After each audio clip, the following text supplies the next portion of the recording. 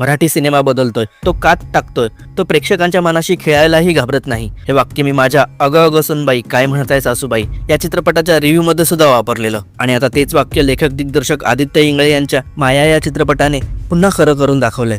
चित्रपटात कलाकारांच्या layered performance सोबत एक लेयर्ड कथा आणि लेयर्ड इमोशन सुद्धा हळुवारपणे उलगडत जातात, जे बघून वाटतं की that's how you should unfold your story. आणि मनाला वाटतं की हाच तो मराठी सिनेमा जो काळाच्या ओघात आपली ओळख हरवत चालला होता.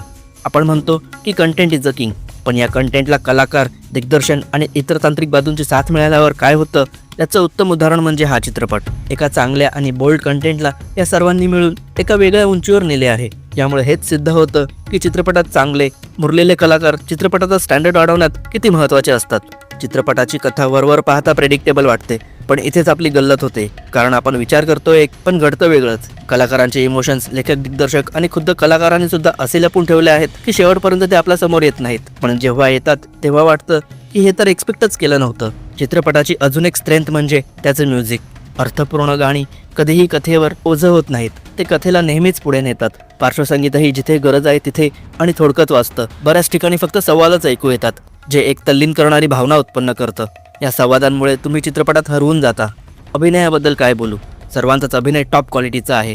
जेव्हा हा सीन येतो तेव्हा या टेबलावरील सर्वांचे हावभाव म्हणजे अभिनयाचं इन्स्टिट्यूशनच आहे. हा सिनेमा एक इमर्सिव्ह फिलिंग देणारा सिनेमा आहे आणि यात जर तुम्हाला हरवून जायचं असेल तर थिएटर एक्सपिरियन्सच उत्तम आहे, कारण घरी विचलित मनस्थितीत तर बोरिंग वाटण्याची शक्यता नाकारता येत नाही.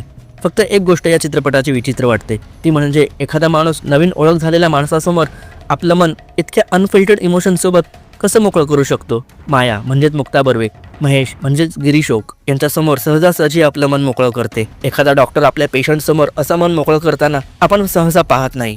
कदाचित असतात अशी माणसं ज्यांना आपलं सुखदुःख, आपल्या भावना, आपलं मन दुसऱ्यांसमोर सहजासहजी व्यक्त करावंसं वाटतं, कारण ते त्यांच्यावर विश्वास ठेवून असतात. असो तर एकूण मुक्ता बर्वे, गिरीश ओक, सिद्धार्थ चांदेकर, रोहिणी हतंगडी आणि विजय केंकरे अभिनीत माया हा चित्रपट अशा लोकांसाठी आहे ज्यांना अर्थपूर्ण सिनेमा पाहायला आवडतो, जे सिनेमाला कलेच्या माध्यमातून पाहतात, पण ज्यांना फक्त टाइमपास म्हणून सिनेमा पाहायला आवडतो त्यांना आता मी काय सांगू. एव्हाना ते समजलेही असतील, पण तरीही एकदा का होईना हा चित्रपट पहा, कदाचित तुमचं मत बदलेलही.